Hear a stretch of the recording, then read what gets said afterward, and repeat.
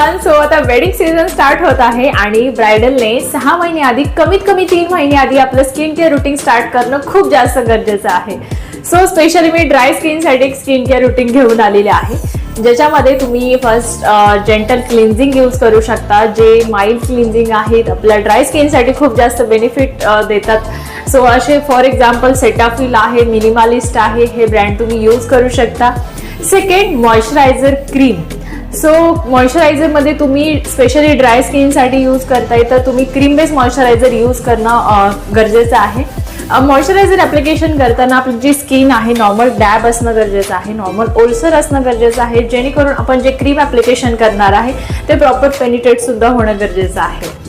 Third, exfoliation. एक्सफोलिएशनसाठी तुम्ही mild scrub use करू शकता.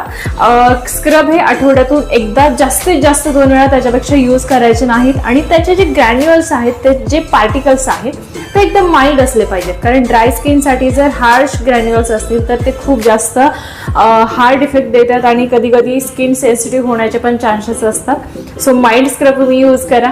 देन हायड्रेटिंग मास्क तुम्ही यूज करू शकता. हायड्रेटिंग शीट मास्क जे प्रॉपर स्किनला हायड्रेटिंग आणि नरिशमेंट रिझल्ट देतात. सो असे तुम्ही hydrating mask, sheet mask use करू शकता.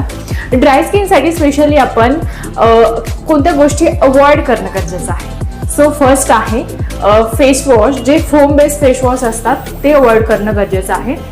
सेकंड आहे सोप. Third, warm water. या गोष्टी तुम्ही ड्राय स्किनसाठी स्पेशली अवॉइड करणं गरजेचं आहे.